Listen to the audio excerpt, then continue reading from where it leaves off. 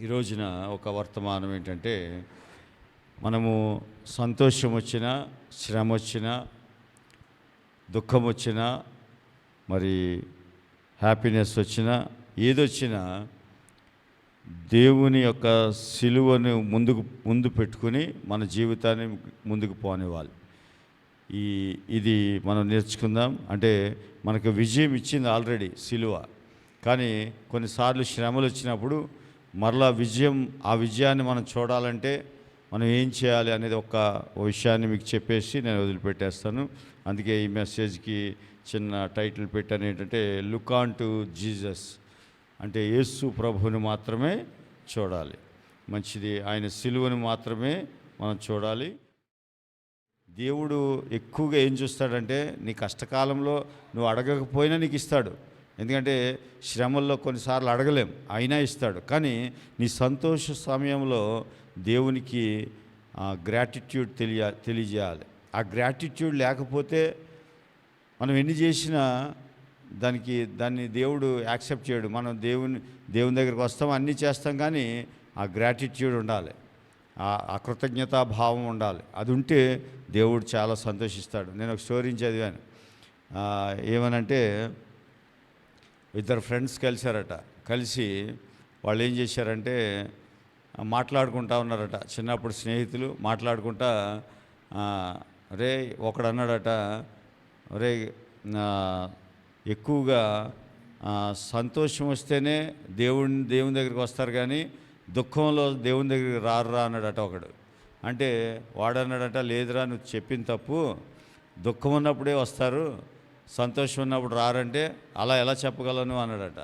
ఆడేం చేశాడట, కింద ఒక వ్యక్తి ఉంటే, కింద రోడ్డు ఉడ్చే వ్యక్తి ఎవరో ఉంటే, ఒక 10 రూపాయల నోటు ఒక చిన్న రాయికి కట్టి పైనుంచి వేసాడట. కిందకి వేస్తే అటు ఇటు చూసి ఆ 10 రూపాయలు తీసుకుని జేబులో పెట్టుకున్నాడట. ఎవరికి ఏం థ్యాంక్స్ చెప్పలేదు. తర్వాత మళ్ళీ 100 రూపీస్ నోటుకి ఒక రాయి కట్టి కింద వేసాడట. ఆడి దగ్గరే పడేటట్టు వేస్తే అటు ఇటు చూసి మళ్ళీ తీసుకుని జేబులో పెట్టుకున్నాడట. తర్వాత 500 రూపీస్ వేసాడట. వేసినా కూడా వాడు అలాగే చేసి జేబులో పెట్టుకున్నాడు. థ్యాంక్స్ ఏం చెప్పలేదు, లేకపోతే దేవునికి థ్యాంక్స్ చెప్పలేదు, ఎవరిచ్చారో పైకి చూడలేదు, ఏం చూడలేదు, అటు ఇటు చూశాడు, జేబులో పెట్టుకున్నాడు. తర్వాత ఏం చేశాడంట, ఇప్పుడు చూడు ఏం చేస్తానా అని చిన్న రాయి తీసి ఆడి నెత్తి మీద వేసాడట. వెయ్యగానే దేవా అన్నాడట ఒకసారి. అంటే మళ్ళీ ఆ పైకి చూశాడట, ఎవడరా రాయేసిందని. అంటే ఈ శ్రమ వచ్చినప్పుడు వెతుకుతున్నాడు, దేవుడిని వెతుకుతున్నాడు, ఎవడు నన్ను శ్రమ పెట్టాడో వెతుకుతున్నాడు. కానీ నీ బ్లెస్సింగ్ వచ్చినప్పుడు ఏం చేశాడు, ఎవరు గుర్తుకు రాలే.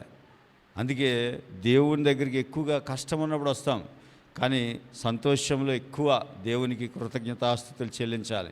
నీ కష్టంలో దాన్ని దేవుడు బ్యాంక్ అకౌంట్లో డబ్బులు ఎలా దాచుకుంటామో, నువ్వు కృతజ్ఞతాస్తుతులు సంతోషంలో చెప్పినవి నీ కష్టకాలంలో దేవుడు బయటికి తీసి నిన్ను ప్రేమిస్తాడు. నీకు ఆ శ్రమలో దుఃఖంలో నీ కన్నీళ్లు తుడుస్తాడు. నువ్వు ప్రార్థించలేని టైంలో నిన్ను ఆదుకుంటాడు ఆయన. మంచిది. చూడండి, హెబ్రీయులకు రాసిన పత్రిక 12వ అధ్యాయం మొదటి 2 వచనాలు త్వరగా చదువుకుని ముగించుకుందాం మనం.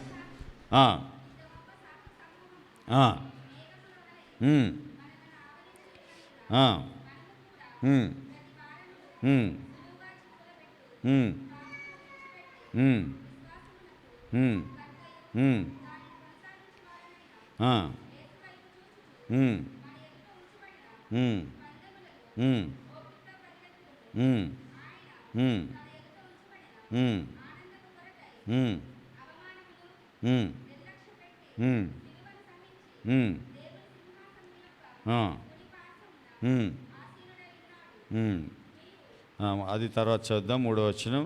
అయితే ఇక్కడ ఇది చాలా పెద్ద వర్తమానం, కానీ నేను జస్ట్ ఒక 15-20 నిమిషాల్లో దీన్ని క్లోజ్ చేస్తాను. తర్వాత ఎప్పుడైనా దీని గురించి మాట్లాడతాను. దయచేసి గమనించండి, 11వ అధ్యాయం అంతా విశ్వాసుల జాబితా ఉంటుంది. అంటే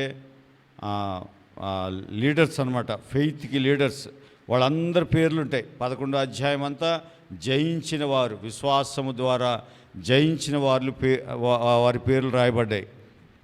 వారి గురించి చాలా చక్కటి మాటలు దేవుడు రాయించాడు పరిశుద్ధాత్మతో. అయితే 12వ అధ్యాయం వచ్చేసరికి ఏమన్నాడంటే, ఇంత గొప్ప సాక్షి సమూహము మేఘము వలె మనలను ఆవరించి ఉన్నందున. అంటే ఇంత పెద్ద సాక్షి సమూహం అంటే 11వ అధ్యాయంలో ఉన్న ప్రతి వ్యక్తి గురించి చెప్తున్నాడు. చెప్పి అది మన మేఘము వలె మనల్ని ఆవరించి ఉన్నది. అంటే మనకు రుజువుగా మేఘం వలె ఆవరించింది. కానీ అయితే తర్వాత చెప్పాడు దాని గురించి, ప్రతి పాపం విడిచిపెట్టి విశ్వాసం కర్తయు. అయితే నా నా నా అంశం ఏంటంటే, ఈ రోజున ఇంత పెద్ద సాక్షి సమూహం ఉన్నా నీ పాపము విడిచిపెట్టాలన్నా, నీ కష్టము పోవాలన్నా ఏమన్నా అంటాడంటే, దయచేసి గమనించండి, ఆ విశ్వాసమునకు కర్తయు దానిని కొనసాగించువాడునైనా యేసు వైపు చూచుచు. చూడండి, మీరు గమనించండి, ఇంత పెద్ద సాక్షి సమూహం ఉంది కదా, వారిలో ఎవరిదైనా ఒక పేరు చెప్పొచ్చు కదా దేవుడు. అమ్మా నువ్వు దావీదు వలె ఉండు, మోషే వలె ఉండు, అబ్రహాం వలె ఉండు అని చెప్పొచ్చు. ఇంత పెద్ద సాక్షి సమూహము రాశాడు 11వ అధ్యాయంలో. కానీ అంత సాక్షి సమూహం కూడా మేఘం, అది ఎప్పుడైనా కరిగిపోవచ్చు. మేఘం ఉంటుందా? ఎల్లకాలం పోతుందా? చెప్పరే, మేఘం ఉంటుందా పోతుందా?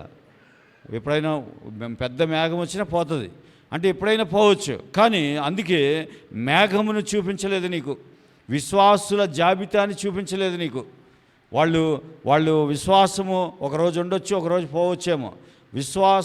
విశ్వాసుల జాబితాని నీకు చూపించలేదు, వారిని చూసి నేర్చుకోమని చెప్పలేదు. ఏం చెప్పాడంటే, ఇంత పెద్ద సాక్షి సమూహము ఉన్నారు, కానీ నీకు పాపమును విడిచిపెట్టి ప్రతి చిక్కు నుండి నువ్వు బయటపడాలంటే నువ్వెవరిని చూడాలంటే, విశ్వాసమును కర్తయు దానిని కొనసాగించేవాడునైనా యేసు వైపు చూడాలి. హల్లెలూయా, హల్లెలూయా. గట్టిగా చప్పట్లు కొడదాం యేసయ్యకి. అందుకని దయచేసి గమనించండి, ఇది మొదటి వచనం. అయితే ఆ 2వ వచనంలో చెప్తున్నాడు చూడండి, ఎంతమందికి గెలవాలి, విజయం సాధించాలని ఉంది? అందరికీ ఉంటుంది కదా, అందరికీ ఉంటుంది. కొంతమంది చేతులు ఎత్తలేదు, ఆల్రెడీ ఓడిపోయినట్టు ఒప్పేసుకున్నారేమో. అందరు చేతులు ఎత్తండి. విజయం సాధించాలనుకున్నవారు, అందరూ గెలవాలనుకున్నవారు చూడండి. అయితే గెలవాలి అంటే ఏం చేయాలో ఒక సీక్రెట్ చెప్పాడు మనకి. ఏంటంటే, ఆయన అంటే యేసు ప్రభువారు తన ఎదుట ఉంచబడిన ఆనందం కొరకే. అంటే నీకు తెలుసు ఏంటంటే, మీ అమ్మాయి డిగ్రీ పాస్ అయితే ఉద్యోగం వస్తుందని తెలుసు, మీ అబ్బాయి కొద్ది రోజుల్లో జాబ్ వస్తుందని తెలుసు. కానీ ముందు ఏముంది? ఫీజులు కట్టాలి, శ్రమ ఉంది, డబ్బులు లేవు. కానీ ముందేముంది? ఆనందం ఉంది. నీ బిడ్డ చదివితే నీకు చాలా ఆశీర్వాదం వస్తుందని తెలుసు. కానీ ఈ ఫీజులు కట్టి ఇది ఓవర్కమ్ చేయాలి, ఫస్ట్ చేయాలంటే అప్పుడు ఆనందం ఉంటుంది. ఇప్పుడు యేసయ్యకి కూడా ముందేముందంటే ఆనందం ఉంది. ప్రతి మోకాలు ఆయన నామములో వంగాలి అనే వాగ్దానం ఉంది. ఆయన తండ్రి కుడిపార్శ్వమున కూర్చుండే వాగ్దానం ఉంది. ఆయనకి చాలా మహిమ ఉంది. కానీ ఆ మహిమను జయించాలంటే ఏం చేయాలంటే, ఆయన ఏం చేశాడంటే, అవమానమును నిర్లక్ష్యపెట్టి సిలువను సహించి దేవుని సింహాసనం యొక్క పార్శ్వమున ఆసీనుడై ఉన్నాడు. ఇది సీక్రెట్. ప్రతి మనిషికి ఒక సీక్రెట్ ఏంటంటే, గెలవాలని అందరికీ ఉంటుంది. ఎవరు గెలుస్తారంటే, నువ్వు ఏం చూడాలంటే, ముందున్న ఆనందం చూస్తే దీన్ని నువ్వు ఎలాగైనా ఓవర్కమ్ చేస్తావు, శ్రమని. అయితే మనం చేయలేం. అందుకే యేసయ్య ఒక సీక్రెట్ చెప్తున్నాడు ఈ రోజున. సిలువను సహించి ఆయన ఆ అవమానమును నిర్లక్ష్యపెట్టాడు. యేసయ్య అవమానాన్ని నిర్లక్ష్యపెట్టాడు. అంటే ఆయన ముఖం మీద ఉమ్మూశారు. ఉమ్మూస్తే అంతకంటే పెద్ద అవమానం ఏమని చెప్పండి? నీ ముఖం మీద ఉమ్మూశారనుకో. మన ముఖం మీద ఎందుకు? కొంతమంది మనకు విరోధులు ఉంటే మనల్ని చూసి వాళ్ళు ఎక్కడో అక్కడ నిలబడితే ఇక్కడే వాళ్ళకి ఉమ్ము రాకపోయినా వస్తారు. అంటే వాడిని తలుచుకుంటా ఊసినట్టు అనమాట, వాడికి అర్థం అవ్వాలని అలా చేస్తారు. అలా చేస్తేనే మనము తలపట్టుకుంటాం, నన్ను చూసి ఉమ్మేసింది అంటాం. అలాంటిది ఆయన ముఖం మీదే ఉమ్మూశారు, పిడిగుద్దులు గుద్దారు. అంతకంటే అవమానం ఏముంటుంది చెప్పండి? రక్షకుడు ఆయన, దేవుని కుమారుడు. ఆయన పట్టుకుని పిడిగుద్దులు గుద్ది ఉమ్మూసి, నువ్వు నిజంగా రక్షకుడు అయితే, లేకపోతే రాజు అయితే, లేకపోతే దేవుని కుమారుడు అయితే ఆ సిలువ నుండి దిగు అన్నారు. ఇలా ఎన్నో మాటల చేత ఆయన అవమానపరిచారు. అవమానంను నిర్లక్ష్య పెట్టాడు. జాగ్రత్తగా గమనించండి. ఎప్పుడైనా నీ మీదకి అవమానం వస్తే ముందేముంది? ఆనందం ఉంది. హల్లెలూయా. ఆనందం ఉంది. అవమానానికి జవాబు చెప్పకూడదు. ఆనందాన్ని తీసుకోవాలంటే అవమానానికి నువ్వు జవాబు చెప్పకూడదు.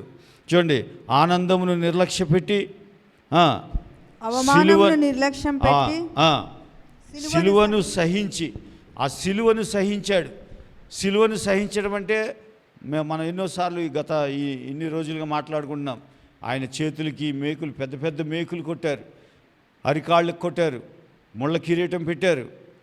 ఎన్నో శ్రమలు, రాత్రంతా కొరడాలతో కొడతానే ఉన్నారు. ఆ రోడ్డు మీద కూడా ఆ యెరూషలేము పట్టణంలో సిలువ మోస్తూ ఉండగా కూడా కొట్టారు. అలా కొట్టకూడదు. అంటే ఒక యూదుడిని 39 దెబ్బల కంటే ఎక్కువ కొట్టకూడదు ఒక శిక్షకి. కానీ వీళ్ళు ఎక్కడ పడితే అక్కడ కొట్టారు. మీరు కరుణామయుడు సినిమా చూసుంటారు. అంటే మనం యెరూషలేములో ఎప్పుడు మనం ఆ హిస్టరీ చదవలేదు కాబట్టి బైబిల్లో ఉంది. కానీ మీరు ఆ సినిమాలో చాలామంది చూశారు, క్రైస్తవులు అందరూ చూశారు. దాంట్లో చూడండి, ఆ యెరూషలేము గుండా వెళ్తుండగా కూడా కొట్టారు. అంటే నిజంగానే అలాగే కొట్టారు, లెక్కలేదు. అంటే అన్యాయపు తీర్చబడ్డాడు. తీర్పు తీర్చబడి సిలువను సహించి, ఇప్పుడు ఈ రెండు అయిపోయినాయి. అవమానమును నిర్లక్ష్య పెట్టాడు, సిలువను సహించాడు. నెక్స్ట్ ఏమని చెప్పండి? దేవుని సింహాసనం యొక్క కుడిపార్శ్వమున ఆసీనుడై ఉన్నాడు. హల్లెలూయా, హల్లెలూయా. విజయం ఆయన చేతుల్లో ఉంది. ఇప్పుడు సాతాను చేతుల్లో లేదు. దేవుని కుమారుడికి అప్పగించేశాడు. ఈ లోకమును ఆయన చేతులకు అప్పగించాడు. హల్లెలూయా.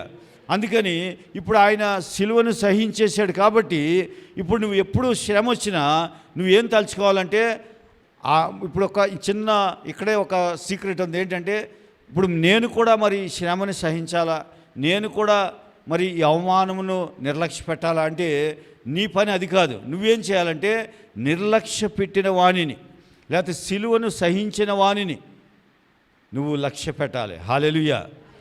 నీకు ఏ బాధ కలిగినా నువ్వు చేయాల్సిన పని ఏంటంటే, నువ్వు అవమానించబడవు. ఎందుకంటే సిలువను నువ్వు చూసుకుంటూ నువ్వు ఆనందం దగ్గరికి వెళ్ళాలి. సిలువను భరించిన వాడిని చూస్తే అక్కడ అదే రాసింది, విశ్వాసమును కర్తయు దానిని కొనసాగించువాడునైనా యేసు వైపు చూడాలి. నువ్వు మన పని ఏంటంటే, సిలువను మోసిన యేసును చూస్తూ నీ విజయానికి దగ్గర అవ్వాలి నువ్వు. హల్లెలూయా, హల్లెలూయా. చాలామంది ఏమనుకుంటారంటే, యేసయ్య ఇలా చేశాడు కాబట్టి నేను అలాగే చేయాలి. మరి నువ్వు అలాగే చేస్తే సిలువను ఎందుకు నమ్మడం? సిలువను ఎందుకు నమ్మామంటే, యేసయ్య చేసి మనకు విజయం అందించాడు. కాబట్టి నీకు శ్రమ కలుగుతుంది ఈ లోకంలో. చూడండి, యోహాను సువార్త 16:33 చదవండి త్వరగా. యోహాను సువార్త 16:33.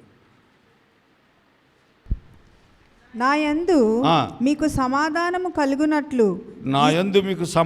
కలుగునట్లు ఈ మాటలు మీతో చెప్పుచున్నాను. లోకములో మీకు శ్రమ కలుగును. శ్రమ వస్తుందన్నాడా రాదన్నాడా? శ్రమ కలుగును.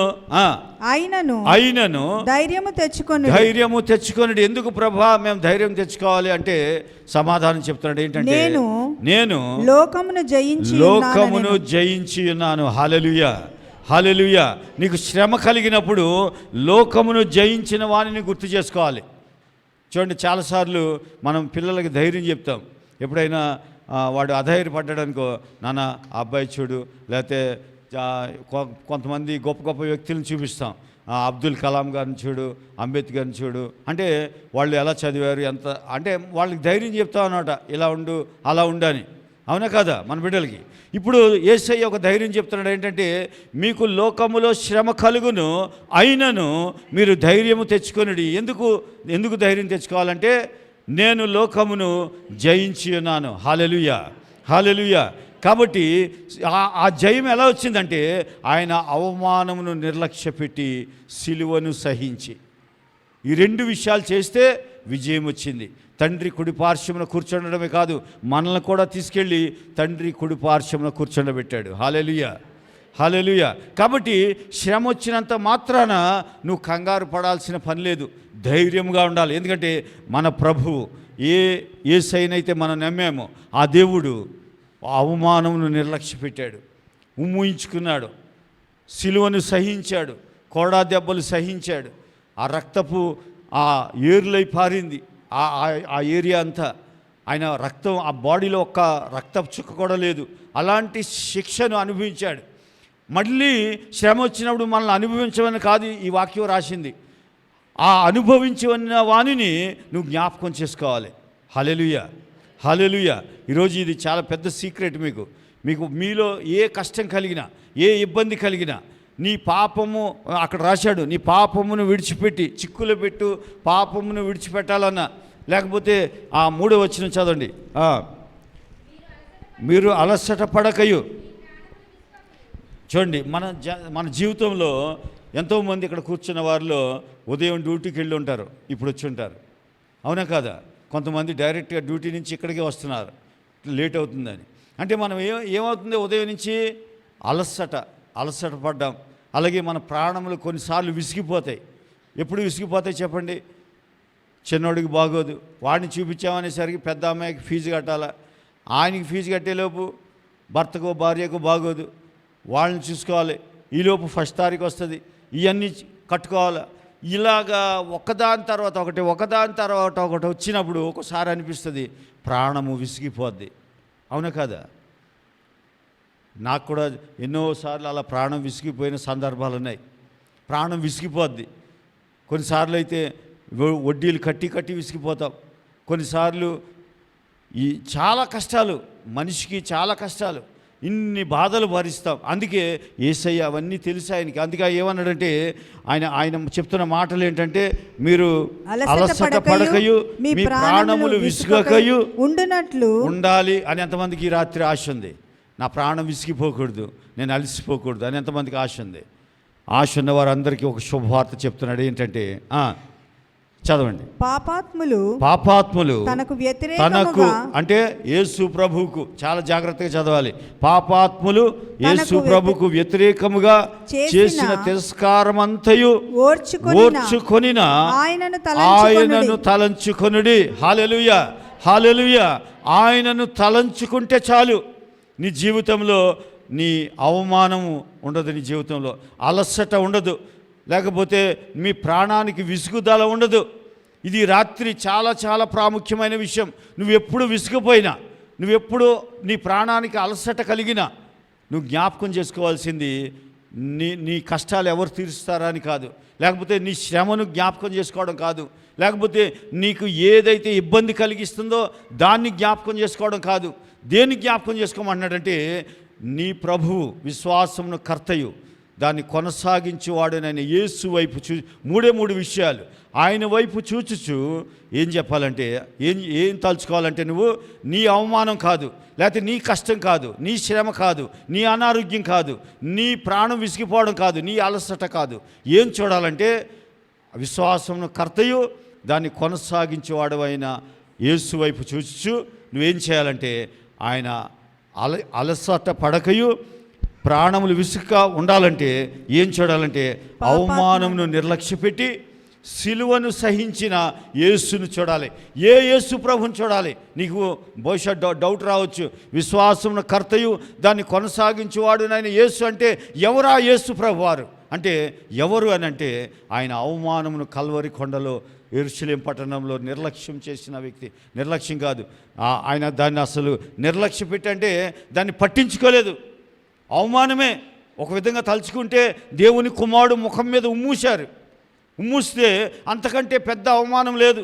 కొంతమంది చూడండి, చిన్న మాట అంటే తలుచుకుని ఆ రాత్రి ఆ గుండె ఆగి చనిపోతారు. అంటే తట్టుకోలేరు కొంతమంది.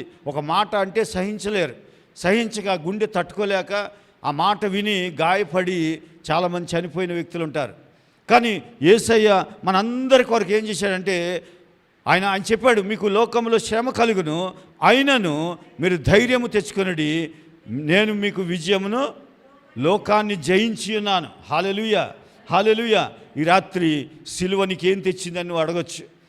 కల్వరి సిలువలో యేసు ప్రభువారు మరణిస్తే నాకేంటి అని నువ్వు అనొచ్చు. కానీ ఆయన చెబుతున్న మాటలు ఏంటంటే, ఎప్పుడైనా నువ్వు అలసిపోతే, ఎప్పుడైనా నీకు దుఃఖం కలిగితే, ఎప్పుడైనా నీ ప్రాణము అలసట చెందితే, ప్రభా నేను భరించలేని ఈ శ్రమలు నా వల్ల కావట్లేదయ్యా, నేను విసిగిపోయాను, ఈ జీవితంతో నాకు అలసట వచ్చేసింది, నా ప్రాణము నెమ్మది లేదయ్యా అన్న రోజున నువ్వేం చేయాలంటే యేసును చూడాలి. యేసు ప్రభు అంటే అవమానమును నిర్లక్ష్యపెట్టి సిలువను సహించిన యేసును చూడాలి. హల్లెలూయా. చూడగానే నీ ప్రాణము అలసట చెందదు, నువ్వు అలసిపోవు, నీ ప్రాణం విసిగిపోదు.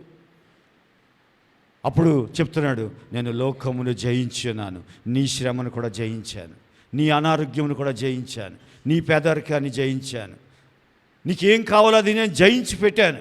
కాబట్టి నేను అవమానపడ్డాను, కాబట్టి నువ్వు కూడా అవమానపడని అవసరం లేదు. చాలాసార్లు క్రైస్తవులుగా మనం అవమానపడతా ఉంటాం. కొన్నిసార్లు మనం కొన్నిసార్లు ఇబ్బంది పడతా ఉంటాం, శ్రమ కలుగుతుంది, శ్రమ వస్తుంది. కానీ సిలువను సహించే బాధ్యత నీది కాదు, సిలువను నువ్వు కాదు సహించేది, మనం సహించలేం కూడా.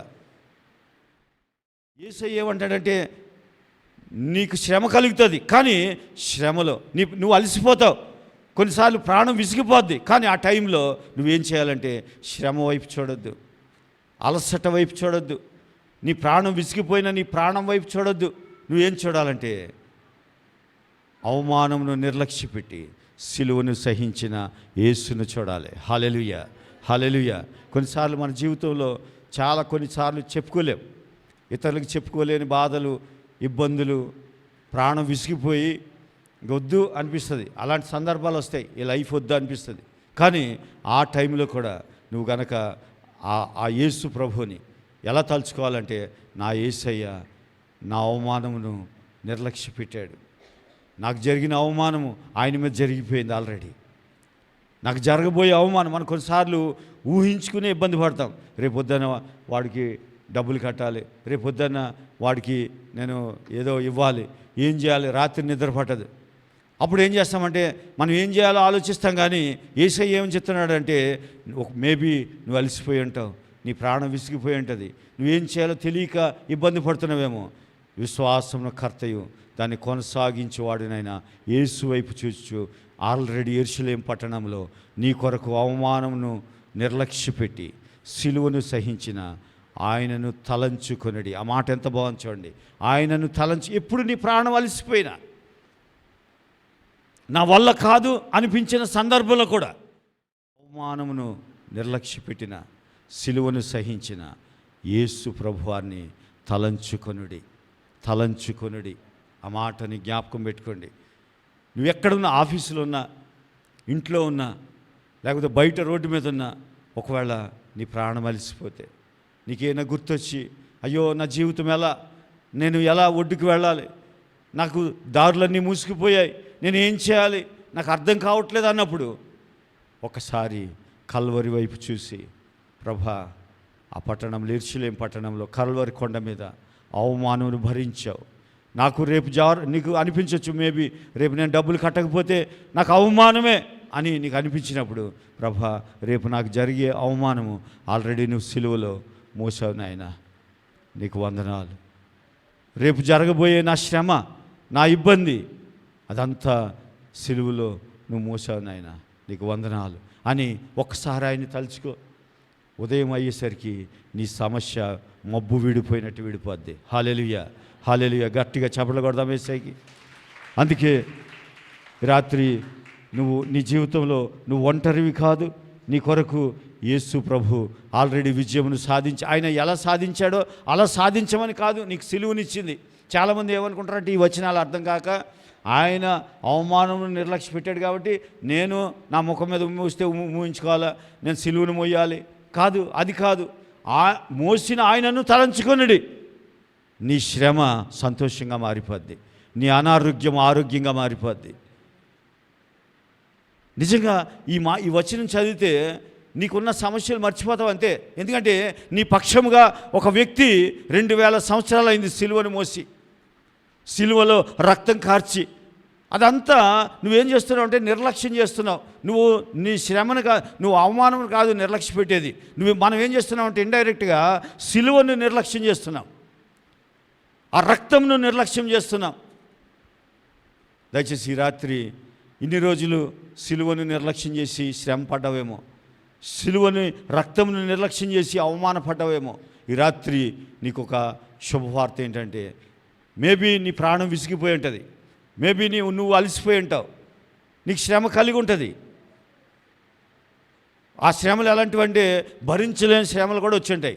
అయినప్పటికీ నీ యేసు ప్రభువారు, నువ్వు నమ్మిన దేవుడు, నేను నమ్మిన దేవుడు, ఆ యేసయ్య అవమానం నిర్లక్ష్యపెట్టి ఆయన సిలువను సహించాడు. కాబట్టి ఆయనను తలంచుకుంటే, ఆ సిలువను తలంచుకుంటే, ఇండైరెక్ట్గా ఆ వచనం ఏం చెప్తుందంటే, సిలువను నువ్వు కనుక జ్ఞాపకం చేసుకుంటే నీ శ్రమ, నీ ఇబ్బందులు అన్నీ వెళ్ళిపోతాయి, విజయము నీ దగ్గరికి వస్తుంది. హల్లెలూయా, హల్లెలూయా. ఇంకో చిన్న రిఫరెన్స్ చదివి నేను ముగించేస్తాను, ఎందుకంటే ఈ రోజున వేరే కార్యక్రమం ఉంది. లూకాసు వార్త 24 అధ్యాయం 26 వచనం చదవండి. 24:26. క్రీస్తు శ్రమపడి, చూడండి, క్రీస్తు శ్రమపడి తన మహిమలో, అంటే ఆల్రెడీ మన శ్రమను సహించి ఎక్కడికి వెళ్ళిపోయింది, మన శ్రమ మహిమగా మారిపోయింది. అంటే శ్రమ క్రీస్తు శ్రమపడి అంటే ఎక్కడ శ్రమపడ్డాడు? కల్వరి కొండలో సిలువను సహించాడు. అది ఆయన శ్రమను సహించి ఆల్రెడీ ఎక్కడికి వెళ్ళాడు? ఆయన మహిమలోకి వెళ్ళిపోయాడు. కాబట్టి నీకు ఏ శ్రమ వచ్చినా అది దాటుకుని నువ్వు మహిమలోకి వెళ్ళిపోయావు. హల్లెలూయా, హల్లెలూయా. అందుకని అక్కడ ఇద్దరికి ఆ మార్గంలో వాళ్ళిద్దరికి చెప్తున్నాడు అన్నమాట, క్రీస్తు శ్రమపడి మహిమలో ప్రవేశించుట అగత్యం అంటే అది తప్పనిసరి, అగత్యం అంటే అది ఖచ్చితంగా జరిగి తీరాల్సిందే. శ్రమపడి ఆయన ఆల్రెడీ మహిమలోకి వెళ్ళిపోయాడు, కాబట్టి అది అగత్యము, ఖచ్చితంగా జరగాల్సిందే. కాబట్టి నీ జీవితంలో కూడా శ్రమలు రావచ్చు, కానీ నీ విజయాన్ని ఎవరు ఆపు చేయలేరు. హల్లెలూయా. నీ విజయాన్ని ఆపే శక్తి ఎవరికి లేదు. ఎందుకంటే యేసు ప్రభువారిని గనక నీ శ్రమలో, నీ అలసటలో, నువ్వు ప్రాణం విసిగిపోయినప్పుడు నువ్వు ఆయన సిలువను గనక జ్ఞాపకం చేసుకుంటే, ఆయనను తలంచుకుంటే, చూడండి ఒకసారి ఆ 3వ వచనం మరలా చదువుతాం. హెబ్రీ పత్రిక 12:3 చదివి మనం ముగించుకుందాం. చాలా విషయాలు ఉన్నాయి కానీ ఇవాళ త్వరగా ముగించేసుకుందాం. మీరు అలసట పడకయు మీ ప్రాణములు, రాత్రి దయచేసి జాగ్రత్తగా వినండి. ఈ అలసట పొందిన ప్రతి వ్యక్తి, ఇక్కడ కూర్చున్న వారిలో ఎవరు ఏ విషయంలో అలసిపోయారో నాకు తెలియదు. అలసిపోయిన ప్రతి వ్యక్తి మీరు అలసట పడకయు మీ ప్రాణములు విసుగకయు. అంటే ప్రాణము విసిగిపోయిన వారు ఎవరైనా ఉంటే ఇక్కడ, అయ్యా నేను ఈ కష్టాలు భరించి విసిగిపోయానయ్యా, లేకపోతే ఈ ఇంట్రెస్ట్ డబ్బులు కట్టి ఈఎంఐలు కట్టి విసిగిపోయాను, లేకపోతే నా జీవితంలో శ్రమ వెంబడి శ్రమ వచ్చి విసిగిపోయాను అని నీ ప్రాణం విసిగిపోయిన వారు ఎవరైనా ఉంటే ఈ రాత్రి యేసు ప్రభువారు మీతోనే మాట్లాడుతున్నారు. ఏమనంటే మీరు అలసట పడకయు మీ ప్రాణములు విసుగకయు ఉండునట్లు జాగ్రత్తగా వినాలి. అంటే అలా ఉండాలి అంటే నీ ప్రాణం విసిగిపోకూడదు, నువ్వు అలసిపోకూడదు అని అలా ఉండునట్లు నువ్వేం చేయాలి? నీకు ఒకటే, ఏం చేయాలి? నువ్వు పాపాత్ములు యేసుకు వ్యతిరేకముగా, తనకు అన్న దగ్గర యేసు ప్రభు అని రాసుకోండి. పాపాత్ములు యేసు ప్రభువుకు వ్యతిరేకముగా చేసిన తిరస్కారం అంతయు. ఈ 40 రోజులు నేను చేస్తున్న పని ఏంటంటే ఆ పనే. నేను ఎందుకు ఈ 40 దినాలు ఈ కూడికలు పెట్టానంటే, నీ శ్రమ, నీ అలసట తీరిపోవాలంటే ఆయన చెప్పిన మాట ఏంటంటే, నీ వచనం చూడండి, తనకు పాపాత్ములు యేసు ప్రభుకు వ్యతిరేకంగా చేసిన తిరస్కారం అంతయు. అంటే ఎక్కడ జరిగింది తిరస్కారం అంతా? సిలువలో జరిగింది, కల్వరి కొండలో జరిగింది. ఈ తిరస్కారం అంతయు ఓర్చుకొని అంటే ఈ 40 రోజులు నువ్వేం చేస్తున్నావు అంటే, నేను నీ శ్రమ లేకపోతే నీ అలసట, నీ ప్రాణం విసిగిపోయిన నీ ప్రాణాన్ని కాపాడుకోవడానికి, అలా ఉండకుండా నీ ప్రాణం విసిగిపోవడం ఉండునట్లు మనం ఏం చేస్తున్నామంటే ఆ తిరస్కారం ఓర్చుకొని యేసు ప్రభుని జ్ఞాపకం చేసుకుంటున్నాను. ఈ 40 రోజులు, ఈ 40 రోజులు ఆచారం కాదు నువ్వు చేసేది, లేకపోతే ఏదో నియమాన్ని కాదు నువ్వు పాటించేది. ఎందుకు తలుచుకుంటామంటే ఈ 40 రోజులు ఆ తిరస్కారం అంతయు ఓర్చుకొని ఆయనను తలంచుకొనిడి. ఏంటి ఆ తిరస్కారం అంటే, సిలువలో తిరస్కరించబడ్డాడు ఆయన శ్రమ పెట్టబడ్డాడు, ఆయన 40 కొరడా దెబ్బలు తిన్నాడు, రక్తమంతా కార్చేశాడు. ఇదంతా ఈ 40 దినాలు నువ్వు తలంచుకుంటూ ఉంటే నీ శ్రమ మళ్ళీ జీవితంలోనికి రాదు. అందుకే ఈ సిలువ ధ్యానాలు. ఈ సిలువ ధ్యానాలు ఏదో టైంపాస్కో లేకపోతే సంఘాన్ని ఎక్కడికి వెళ్ళిపోకుండా ఇక్కడ గ్యాదర్ చేయాలని నా ఉద్దేశం కాదు. నీ 40 రోజులు 40 రోజులే కాదు, నువ్వు ఎప్పుడు నీ ప్రాణం అలసిపోయినా, ఎప్పుడు నువ్వు విసిగిపోయినా, నీ జీవితంలో నువ్వు ఎప్పుడు ఓటమి వైపు వెళ్తున్నా, నువ్వు చూడాల్సింది ఆ పాపాత్ములు తనకు వ్యతిరేకంగా తిరస్కరించిన ఆ యేసు ప్రభువుని గనక నువ్వు ఓర్చుకొనిన ఆయనను నువ్వు తలంచుకుంటూ ఉంటే నీ జీవితంలో నీ ప్రాణం విసిగిపోదు, అలసిపోదు. అలా ఉండునట్లు అన్నాడు. అంటే అలసట పడకయు ప్రాణములు విసుగకయు ఉండునట్లు ఏం చేయాలి నువ్వు? పాపాత్ములు యేసుక్రీస్తుకు వ్యతిరేకముగా చేసిన తిరస్కారం అంతయు ఓర్చుకొని. అంటే సిలువలో జరిగిన ప్రతి పిన్ టు పిన్ నువ్వేం చేయాలంటే తలంచుకోవాలి. తలంచుకుంటే చాలు, నీ శ్రమ లేకపోతే నీ దుఃఖము నాట్యంగా మారిపోద్ది, సంతోషంగా మారిపోద్ది. ఈ రాత్రి మీకు సీక్రెట్ చెప్పాను, అది గనక నీకు తెలిస్తే అక్కడ ఆ అమ్మాయి మార్గంలో కూడా వాళ్ళకి అదే చెప్తున్నాడు. క్రీస్తు శ్రమపడి మహిమలోకి వెళ్ళిపోయాడు. కాబట్టి ఇక మీదట వాళ్ళు విచారంగా వెళ్తున్నారు, వాళ్ళు ఊరికి వెళ్ళిపోతున్నారు. అయ్యా సిలువేసి చంపేశారట అని వెళ్ళిపోతుంటే వాళ్ళకి ఒక శుభవార్త చెప్పాడు. అయ్యా మీరు ప్రవక్తలు చెప్పినవి మీరు చదవలేదా?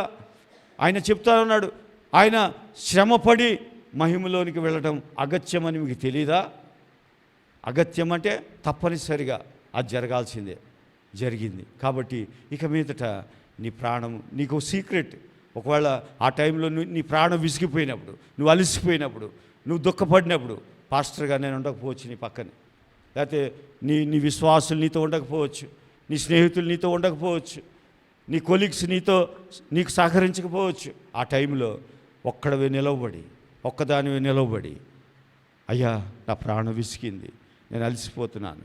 కాబట్టి నీ సిలువలో జరిగిన నీకు పాపాత్ములకు నీకు వ్యతిరేకంగా చేసిన తిరస్కారం అంతయు తలంచుకుంటున్నాను అని ఒకసారి కళ్ళు మూసుకుని ఆ సిలువని జ్ఞాపకం చేసుకో.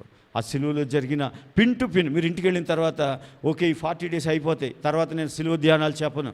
కానీ మీరు చేయాల్సిన పని ఏంటంటే నీ జీవితంలో విజయాన్ని చూడాలని, నీ ప్రాణం విసిగిపోకుండా ఉండాలని నీకు అనిపిస్తే, అలసట పోవాలని నీకు అనిపిస్తే, ఇంటికి వెళ్ళిన తర్వాత ఆ నూతన నిబంధనలో పాత నిబంధనలో కూడా ఆయన సిలువని గుర్చిన వార్త ఎక్కడెక్కడైతే ఉందో వెతుక్కుని అదంతా ఒక నోట్బుక్ తయారు చేసుకుని రాసుకుని నీకు ఎప్పుడు నీ శ్రమ కలిగిన, నీ ప్రాణం విసిగిపోయినా నీ భర్తకో నీ భార్యకు చెప్పొద్దు, నీ కొడుకులకి చెప్పొద్దు, నీ బంధువులకి చెప్పొద్దు, నీ మిత్రులకి చెప్పొద్దు, వాళ్ళు తీర్చరు.